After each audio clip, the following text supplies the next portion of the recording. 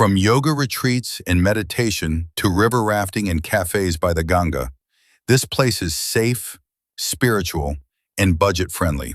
It's ideal for first-time solo travelers. Manali offers breathtaking mountains, snow adventures, and friendly backpacker hostels.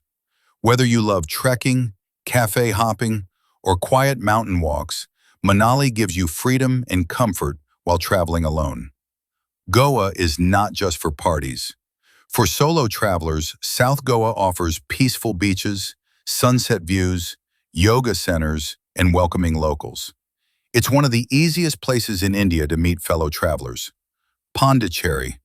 Pondicherry is calm, clean, and culturally rich.